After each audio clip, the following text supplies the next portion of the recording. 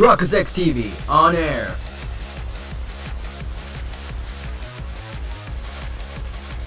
We are now live in 3, 2, 1. Welcome back to another episode of the Ace Attorney Chronicles. In the previous episode, we were in a buzzkill on what to do next. So today's episode right now, we may finish the episode off, may finish part 1 of this Chronicles. For half today's episode, make sure that like, subscribe to the channel. I imagine he's feeling very little now. The detective is sleeping soundly on one of the anti-chambers. Strike a man when he's down, why don't you? Well done, counsel. Are you fully prepared? Yes. One statement. One piece of evidence. I won't let Mr. Sholm down or Iris. And I won't waste this final chance Susato has given me. This is going to decide the entire outcome of the trial. Very well then. Under the terms I have outlined, may resume the cross-examination.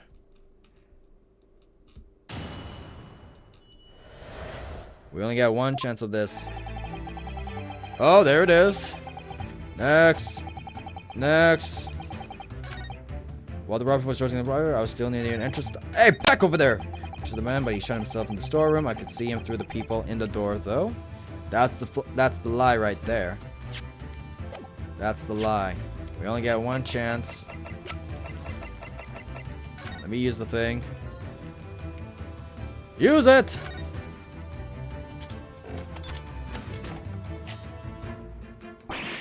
And then... Come on, can I please put the thing?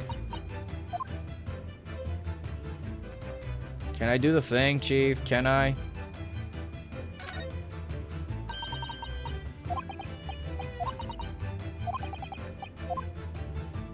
Can I put the prints in here somehow, some way? No? Can I use this? No? But yeah. We only got one shot, one opportunity, and all that good stuff. Back it up. So I was right on the picture right there. Objection. Okay, maybe not. Come on now. It's the right idea.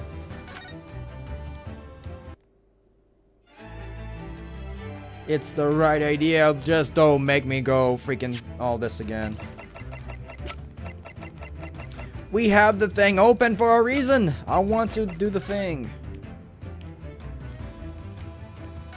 Explain yourself.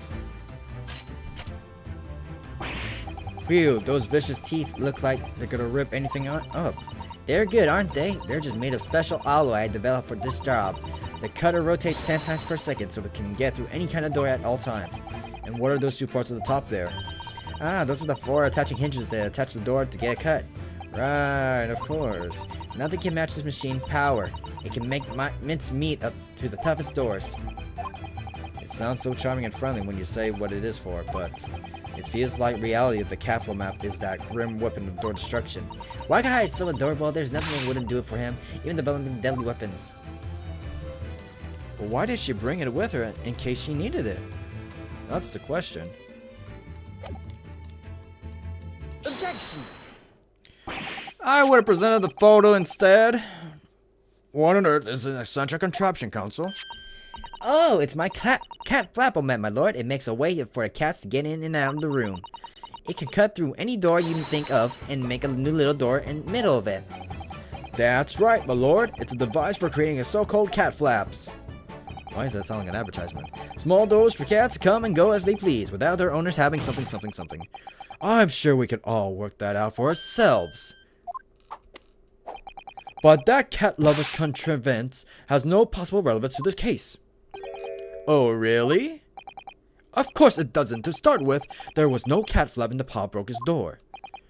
Not being a keeper of cats myself, I'm afraid I failed to see what it has to do with the matter at hand. Perhaps it would help if I describe its function another way then. This contraption is able to create a peephole in any door you can imagine in practically no time at all. I beg your pardon? A peephole, you say? 2 nights ago, we arrived at the scene only minutes after the murder of Mr. Winniebags had taken place. That's right. According to the paperwork at the yard, it was you Japanese student, and Sholmes. Yes, 3 of us were together, and it's recently come to my attention that my assistant made use of this device at the time, without us knowing.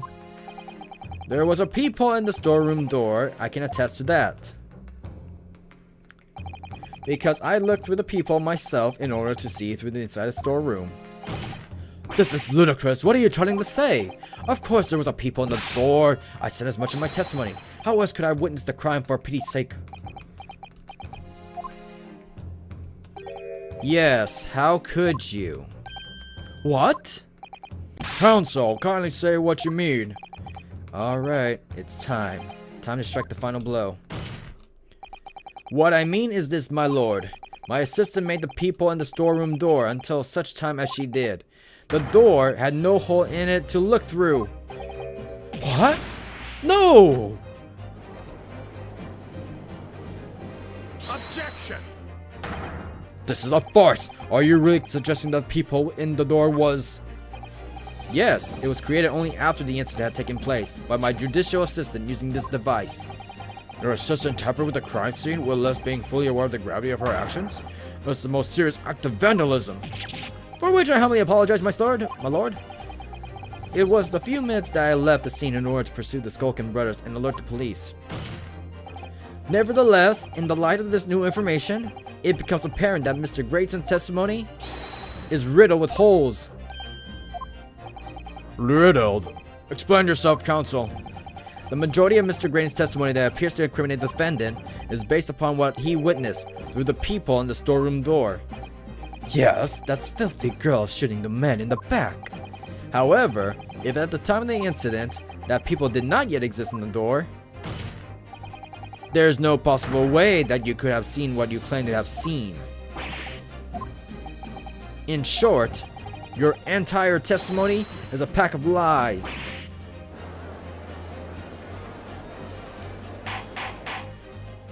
Order! Order! Is there any credence in this revelation? Objection!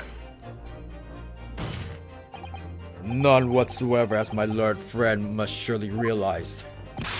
Exactly! This is just some cheap trick designed to discredit me. I'm afraid not, sir. Of course it is. Did you seriously expect people to believe that a plaything can cut through a solid wooden door? Oh yes, I designed it to be very powerful. It can cut through even the toughest old doors. That's absurd. I don't believe it for a second. Haha, I had a feeling you'd say that. What? Waggy, Cooey, time for dinner. Who's Cooey? Wagahai! What's up? Well? Oh! Young lady, this is Old Bailey. One does not make cat flaps in the oak paneling at the Old Bailey. I'm not done yet. Don't worry. This doesn't mean that people in the storeroom door at Winnipeg was made by your machine. And there's no way you can prove that it was. No, but it's easy. What? My cat flap crates are all of a fixed size. The dimensions of the people at the Winniebags are the exact match. Heh, old sicky locks for words. Excellent work, Iris. Thank you. And now is my learned student's friend's turn to be lost for words, I feel. I believe your judicial assistant has already left the country for your Eastern Island home. Well, yes, that's true. Then you may have some difficulty in establishing all the facts. For the sake of an argument, let us assume the people has dimensions that are a perfect fit for the contraption. In that case, when was the people cut? The prosecution demands proof of your answer. What is the purpose of your line inquiry, Lord Von Zykes? It's very simple, my lord. The defense argues that the peephole was created after the incident using this device. But now the perpetrator has returned to her native land. She cannot testify to fact. There is no proof. And for as long as the defense remains unable to prove when the peephole was made, my learned friend's claim amounts to nothing more than a baseless accusation. What? Indeed, that is so, Lord Von Zyx. Well, Counsel? Don't give up now, Runo. This is the time to create your own opening and force your way through. I don't know if I can do this, but I do know one thing. Susato-san is the greatest judicial assistant in the world. Very well. The counsel for the defense will present evidence to support the claim made. Prove that the people in the doorways when the big sword was created after the evident. I don't want to save. Just get to the stupid point. Take that! What are you? A print for the detective's infernal cameras again? My judicial assistant, Miss Susato Mikotoba, is an extremely intelligent and capable woman, which is why I never had any cause to doubt that she would have considered this scenario and made sure I had necessary proof. The necessary proof is the photographic print, Counsel? This print shows a scene in the shop moments after the defendant entered the premises. Agreed. And it also shows the accused mercilessly wielding a gun in the direction of the defense's broker. But, More to the point. it pictures the storeroom door in the background. Let me see the print again. I don't believe it. It really is quite remarkable. The door to the storeroom. It's completely devoid of people of any description. Mr. Graydon, you couldn't possibly have witnessed the crime as you claim to have done, because at the time it happened, there was no people in the door. In other words, your testimony is a catalog of lies. And there he goes.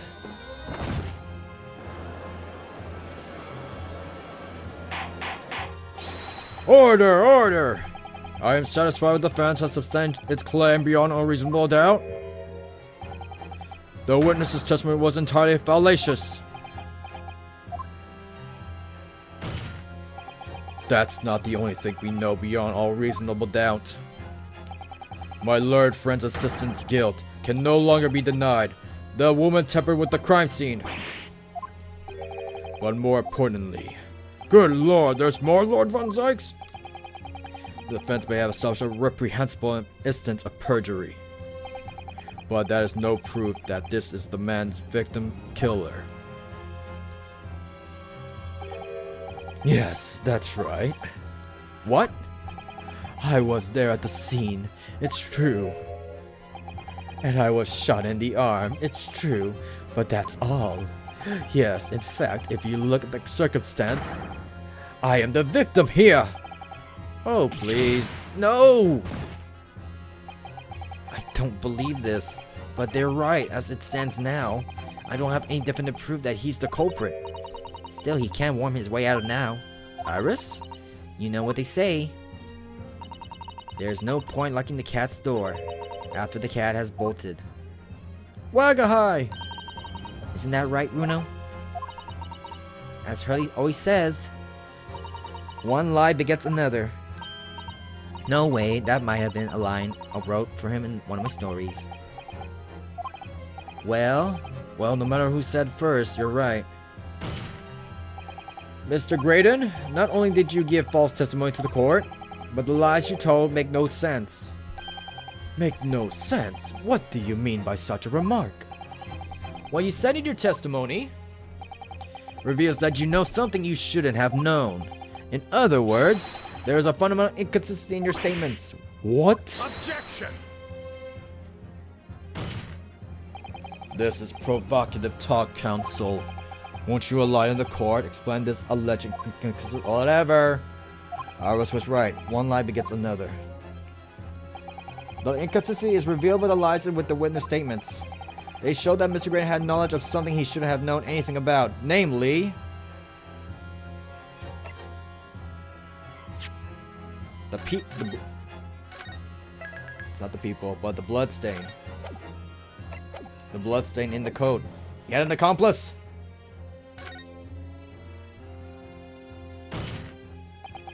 the blood stains that were present on Miss Lestrade's coat. That's right. The victim's blood splattered all over her when she shot him. But how could you possibly have known that? Obviously, because I saw her do it through the peephole in the...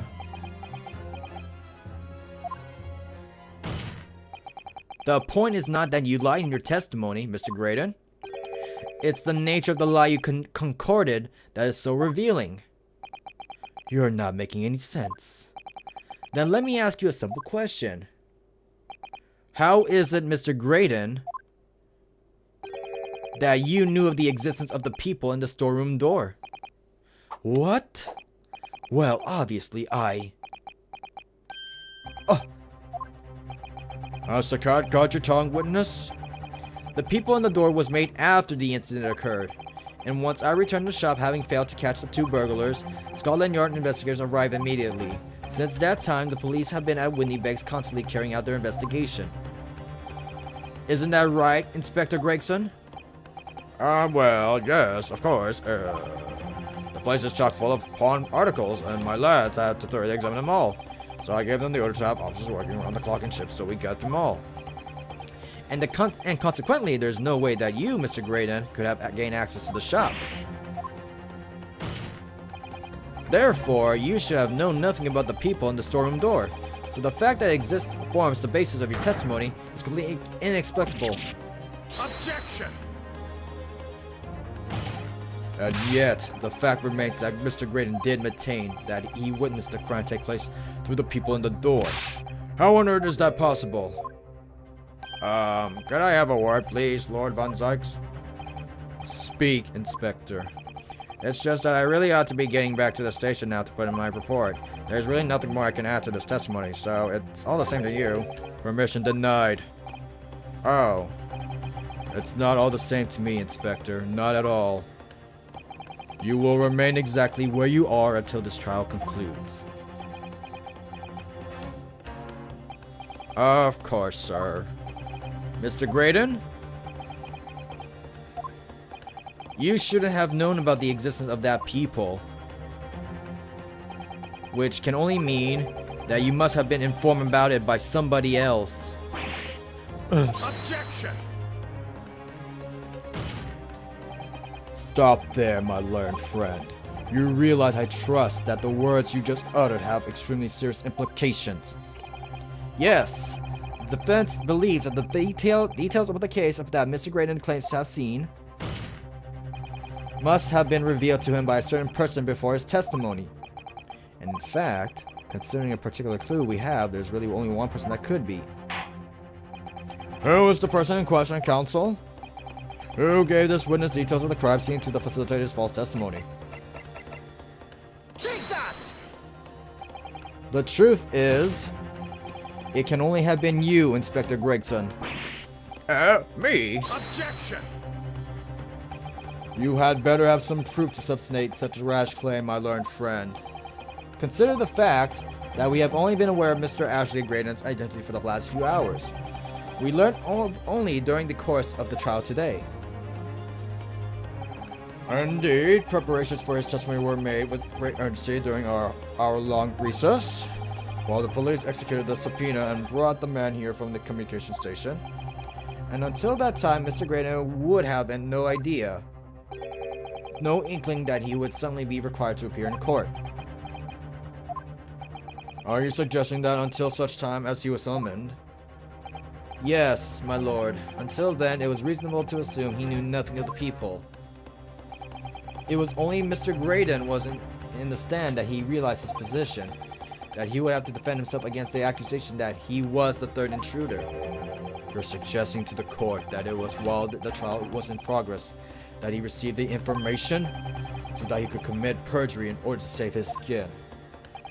Exactly. And the only person who, with the knowledge of investigation that he had any contact with is you, Inspector Gregson. This is blooming outrage. Why would I be giving away details of our investigation to this fellow, eh? I was summoned to his lordship's chamber during the recess in any case. Had you forgotten that? Quite true. I had a number of questions regarding the events that transpired at the pawnbrokery. Which means the first time these two laid eyes on the water is after proceedings resumed following the recess.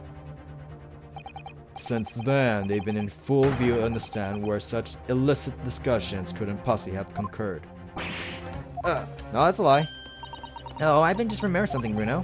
What is it, Iris? There was one time before, wasn't there? I think it was when Jeannie was testifying. Oh yes, now you mention it. When the bailiff was dispatched to retrieve McGilded's music box from the scene of the crime. That's it! It was during that testimony. I remember finding it strange at the time. Mr. Graydon and the inspector seemed to be having some kind of secret discussion.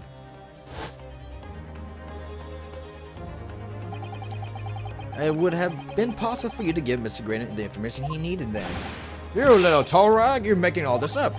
I'm a respectable Scotland Yard inspector, for crying out loud. Why would I do something like that? Why would I be giving away confidential details to the like of this bloke? Admittedly, you wouldn't have any reason to do something like that for no gain, but perhaps it was part of a deal of some kind. Then it starts to make more sense. The what deal, Consul? I wonder if perhaps in exchange for details about the people at the crime scene, Mr. Graydon agreed to give a certain something to the inspector. Bribery! I'm sure I need to not remind the inspector that if found to be true, striking a deal of any kind with a witness would be considered a gross case of malfeasance. That's the first time I heard it. Well, It's becoming clear that jumping in with accusations is this Nipponese specialty. I don't do that. But with the stakes so high, the prosecution is not prepared to listen to baseless charges. It is incumbent on the defense now to present evidence on this diabolical claim. Evidence? Just what are you proposing that the inspector demand of the witness in return? The court must see proof of the alleged deal. Money! Inspector Gregson really did strike a deal with Mr. Graydon. Then logically, there's only one thing he could have asked for. That must be it. Bruno, do you think it could be? Yes. It's the missing link that could join all the dots together in the puzzle. I must press you for the answer now, counsel. What evidence explains the nature of all the alleged deal the Inspector Gregson made with this? Where's the money? What do we got? What do we have? What kind of deal?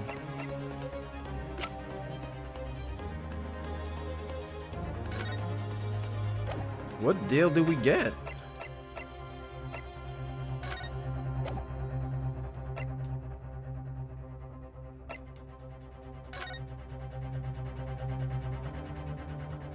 I had nothing.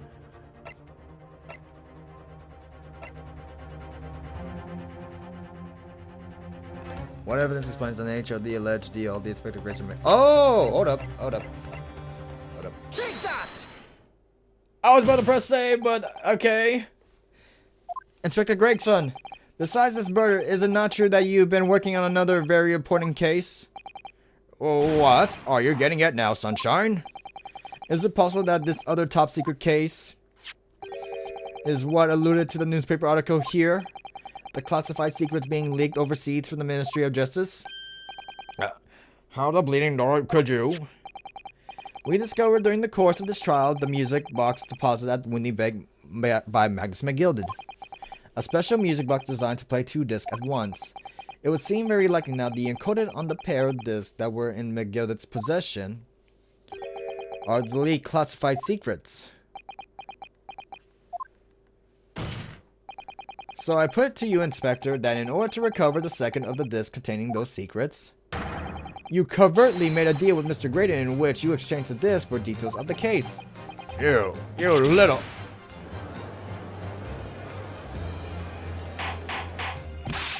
Order! On the day of the incident, when we met you at Windibanks, you said this. I'll be taking the whatsoever to get us down to the yard. Thank you very much. So hand it over.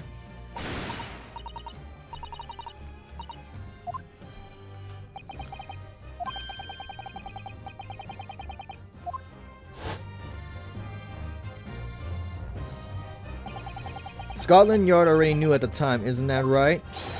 that Magnus McGill was involved in the stealing of the government's secrets. My orders were recover the medium used to convey the secrets leaked from the ministry, and do it on the QT, strictly hush-hush. And that explains why, when I presented this disc as evidence to the court, you object so heavily, I presume? Because you knew that it contained highly confidential information. Blimey, not likely. I mean, I wasn't sure of it myself. I realized there was a possibility, that's all. Inspector, surely you're not saying that in order to acquire the second of the music box disc, you did indeed reveal confidential details of the crime scene to witnesses, to aid and abet this man in giving false testimony? There's no other way that Mr. Graydon could have known the existence of the people. It's the only explanation. A deal was struck between these two men. Damn, we did not see that coming. Objection! If, and I stress if, this sobering assertion turns out to be found out true, it would mean that the second disc is, as we speak, here in this very courtroom. Wait, what? In this room? How could you possibly make a claim like that? Because Inspector Gregson is the Scotland Yard detective. What? What's that supposed to mean, eh? As a seasoned policeman, the inspector will have approached his alleged deal with caution. Certainly he would not have accepted a gentleman's agreement in this matter. No, he would have insisted on having the article agreed upon on the palm of his hand. Good gracious, then you mean to say Inspector Grayson already has the item in question in his possession? He has the second disc actually on his person? Yes! The fence demands the inspector's search at once. Definitely. They could only have struck a deal with each other when Ginny was testifying before, and Gregson hasn't moved from the witness stand since. My lord, please, order an examination of his personal effects immediately. Well, Inspector?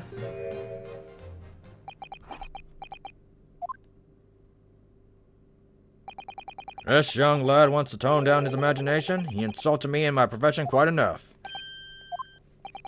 However, if it'll put this matter to bed and dispel any doubts about my involvement, then I'll happily submit a body search. He's going to agree to it?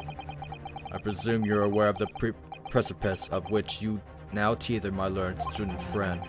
You made a most serious allegation against Scotland Yard here. If, following the search of the inspector's personal effects, no disc is found, you will be deemed unfit for court service. This trial will end, and my country's government will formally demand of yours that you are severely reprimanded. That sounds serious. Indeed, to have a visiting student make such defamatory remarks about our country's most senior police force is not something Her Majesty government will be able to overlook. You're just threatening me because you're scared. The accusation is beyond serious. You must be prepared for grave consequences. It's true. I can't imagine Gregson would have accepted a gentleman's agreement for something so critical. The disc must have physically changed hands, which means the inspector should have it. But somehow, something doesn't feel quite right here. Very well, counsel. You know the implications, so let me ask you final time. Yes, my lord. Do you still persist in formally requesting a search of the inspector's personal effects? Why do we give him to search someone else?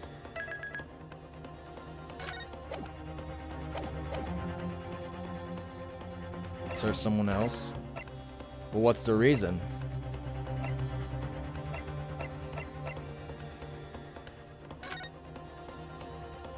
Yes! Yes, the defense warned the men's search to be conducted. Well, Don't say you weren't warned, but your typical Nipponese stubbornness may well land you in hot water this time. Perhaps the lesson will do you some good. fair enough. I've got nothing to hide. Very well then.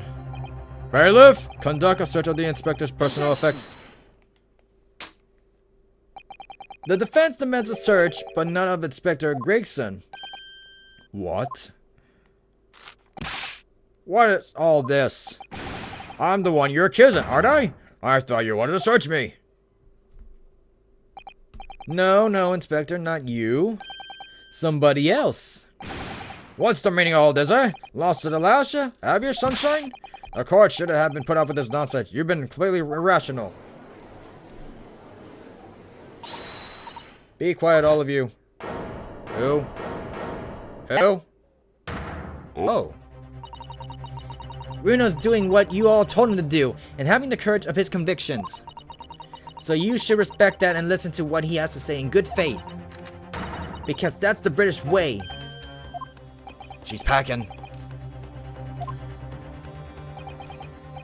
Well said, young lady. Indeed, the court is in awe of the defense counsel's conviction and eagerly await the next words. You what? Now, don't be hasty, my lord. If I'm not mistaken about things I've seen in court today, I'm fairly sure that I know who has this at the moment. There's only one person it can be. Counsel, of whom do you request a search now? Take that! Mr. Ashley Graydon, my lord. Defense demands that he be searched at once. Very well, I presume you will not protest, Mr. Graydon. Au contraire.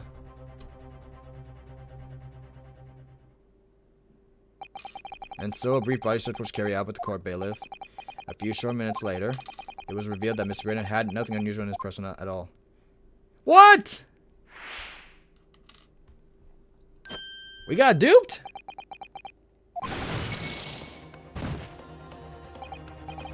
Well, counsel?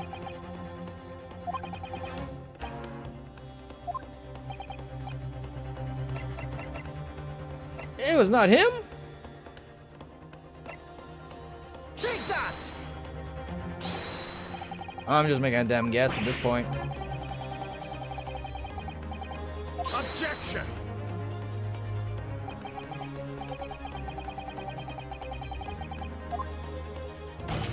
Yeah, I have no idea what I'm doing. I'm just dumb. I'm stupid. I don't know, we're getting close.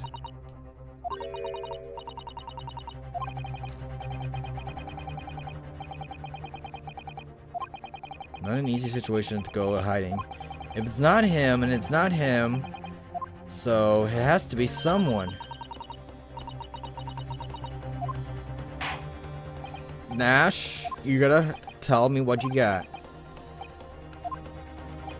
Okay, next. Take that! My lord, Mr. Nash Skulkin. Well, I never.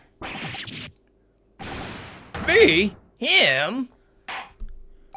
Very well then, bailiff. Restrain the witnesses to conduct a thorough search of his personal effects. Please, my lord. Inspector. Scotland Yard, as to object to search. Objection! Unfortunately for you, Inspector, your objections carry no weight here. In this courtroom, only the prosecution and defense have the authority to object. But Lord Von Zykes, I have no idea what forces are in play that might influence your actions. But personally, I have no intention of obstructing the course of this trial. Bailiff, carry out the search. Now, hold on, Mo. I don't know nothing. Nothing about no disc. Cut it out! Here, my lord, in the witness pocket. I found this. Good lord, that's... Another music box disc. I don't know nothing about it. Nothing.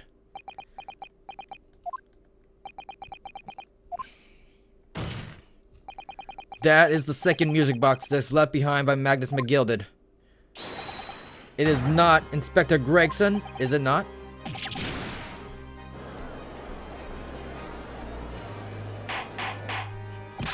Order, order! Mr. Skulkin, what have you to say for yourself? Gordon Bennett? I mean, just Gorman Flamin' Bennett. I swear I didn't know nothing about that disc, honest to God. Counsel, would you please explain what exactly is going on here? The alleged deal that was struck between these witnesses and this detective, no? Without question, my lord. Then, for pity's sake, why on earth was this man in possession of this that Inspector traded for information? Inspector Grayson is shrewd, calculating man who rarely loses composure. But at one particular point in this trial, he exhibits some unusual behavior for a brief moment. I don't recall what unusual behavior. It was, yes, during my cross-examination of Mr. Graydon. Tell me, Mr. Graydon, when you left the pawnbrokery that night, was it by any chance the second disc in your jacket pocket? I admit to nothing of the sort. While Mr. Graydon answered my questions, the inspector appeared to have grabbed Nash Skulkin by his coat and was shaking him violently. Yeah, he had it all. Thought me noggin was gonna fall off clean, I did. I was wishing I'd been born as me brother, I was. And what exactly happened to make the detective attack you like that? I ain't got a clue. He just suddenly turned and grabbed me, whistling like that, and started shaking me. Why the blazer didn't you mention the third gun when we got you down to the station? That's what he said. Yelled it right down in my ear, he did. My dad's still ear throbbing now. The way the detective behaved then was extremely out of character. But looking back now, it must have been that he did it. That was the opportunity Inspector Gregson created for himself in order to hide the disc. Well, bless my wig, he hid it. You. But I'm afraid I failed to comprehend the motive here.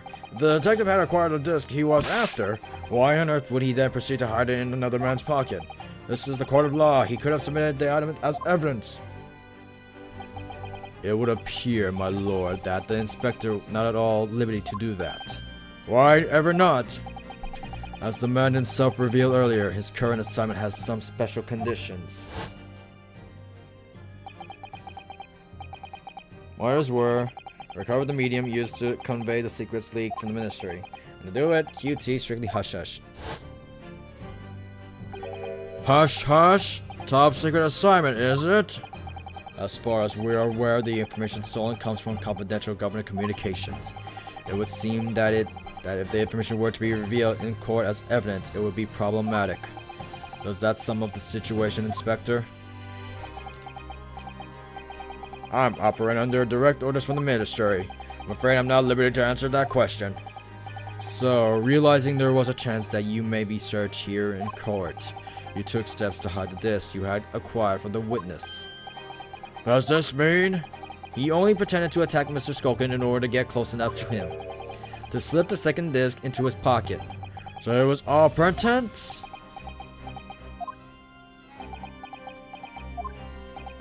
Well now, Inspector Gregson, you and Mr. Graydon, are you prepared to admit the accusation made against you as the alleged deal?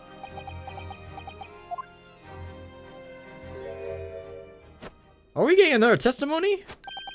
Admit to it? Yours truly? Please. Mr. Graydon?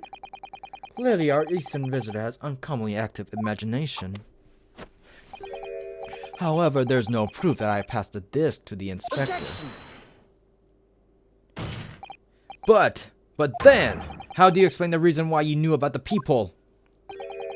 I under no obligation to explain. What?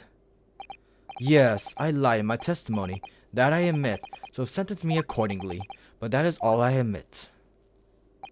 Murder, leaking government secrets, striking a deal with a detective? All of it is this young Easterman's fancy. I have no idea what any of this is about. You. What?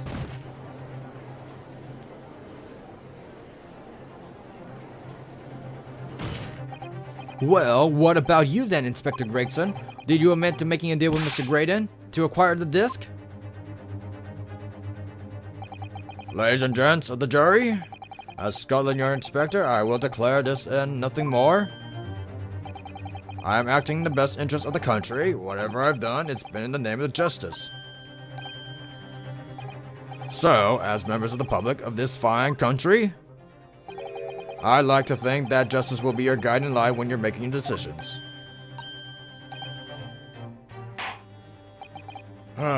This quiet is a quandary indeed. Rarely have I encountered such extraordinary tumultuousness in the concluding of a trial. Nevertheless, in the absence of any further evidence presented, I believe it is time that we put the matter to the jury for their final leadings.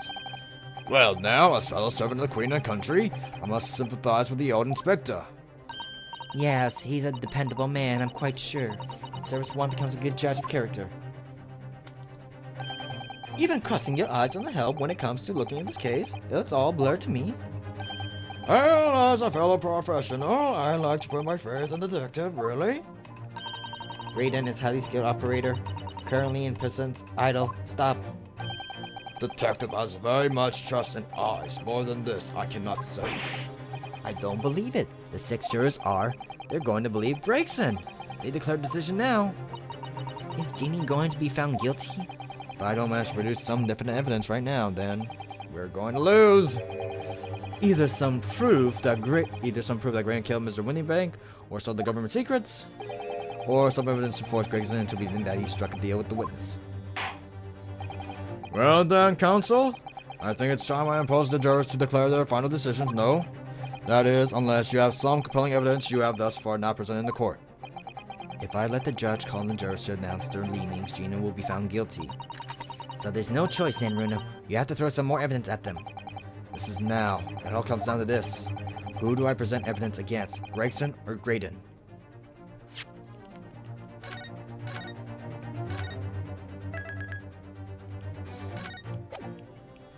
He still hasn't talked about the thing. Do we got anything new?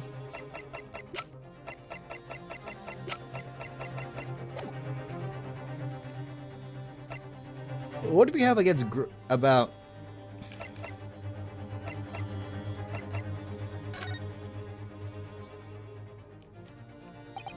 Mr. Graydon, there's one final piece of evidence I would like you to see.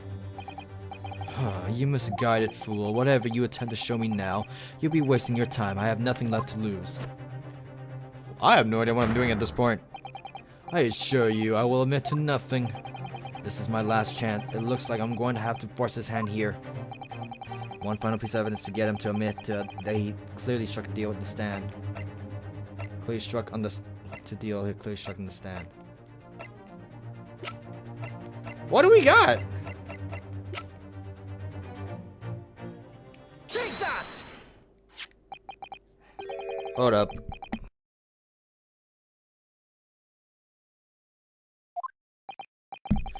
Yes, the first disc of 2, which had already been placed in Mr. Miguel's special box, ready to play. I think perhaps now would be a good time to listen to the sound produced by the music box again. Only this time, with the second disc we just discovered set in place as well. Goodness, a disc, counsel? No, wait! I can't let you do that! Why not? Because, well... Because it's got nothing to do with this case. That's why. That's true, Inspector. Eh? The defense has already proposed that the sound that occurred earlier from this music box were a part of a Morse code message. We know that the Morse code comprises of 2 distinct tones. The defense believes that the second disc contains the second tone needed to complete the message. And now, here we have the chance to confirm the theory. For crying out loud, Sunshine, we're talking about the state secrets. If you're going to let the whole courtroom hear confidential information like that, it's treason. Then do you admit the charge? That in order to protect the state secret, you engaged in unlawful dealings with this witness? You're mad. If you let the secret information out in the public domain, you'll be marked an enemy of the entire British government, you idiot. Let's not forget, Inspector, that you, a Scotland Yard officer, leaked confidential case details to a witness. That you continue to lie to court and all because, by fair means or foul, you're determined to do your duty. Well, by fair means or foul, I'm prepared to do mine. Don't you dare. I will stop at nothing to protect my client. I don't care who I make an enemy of. Interesting, huh? My lord, if you please. The court must hear the sounds made by the music box. Come on, Von Sykes, for Pete's sake, stop him! Objection! He never done that once. Inspector, you should know my methods by now. I'm a prosecutor, not a Scotland puppet. In this courtroom, my duty is to the law, so let me propose a toast to uncovering the truth. by fair means or foul. No! Very well. The defense stance here and that of the prosecution has been made very clear, I feel. Therefore, in accordance with the defense request, the court will now listen to music box and start the operation once more. This time, with the second disc in place, both discs playing simultaneously.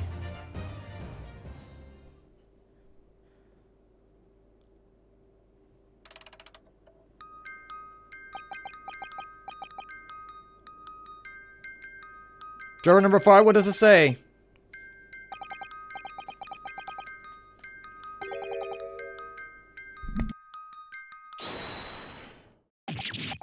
Alright, admit it, whatever you want. But before the love of God, shut that booming box up.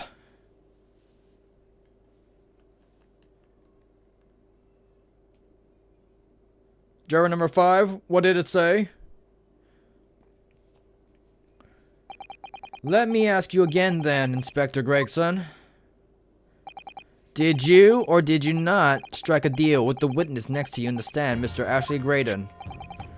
Specifically, did you furnish the witness with confidential case details in exchange for this music box disc? Did you reveal the existence of the people in the pawnbroker storeroom door, Inspector? I did. Stop! What are you doing, man? It's all exactly like the young Eastern lawyer said. When the trial resumed after recess and we were stood here in the stand again together, that's when he approached me with a deal. Shut up, you imbecile! Shut up! Psst, you there. You're the detective who turned up at the pawnbroker the other day, aren't you? I may have something you're looking for, Inspector, with me at the very moment. So how about a trade? I suggest you accept of information that may make certain individuals uncomfortable will soon become very public indeed. I could have let that information become public knowledge, not under any circumstance. So I accepted the man's proposal and told him details about the case that should have put him in the clear. The people in the storeroom door and the bloodstains on the overcoat. By giving false testimony, this witness intended to have the defendant wrongly accused of murder. Inspector, you knew that. Yet you still revealed those details to facilitate the witness' perjury.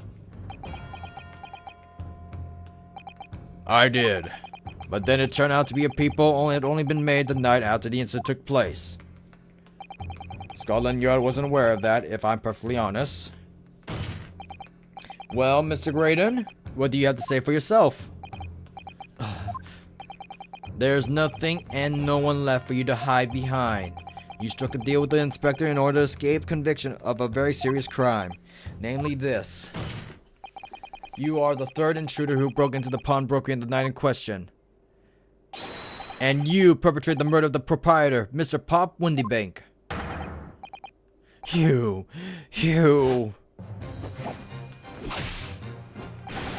Traitor! Oh my god, Gregson! Gregson! It's a broken stick.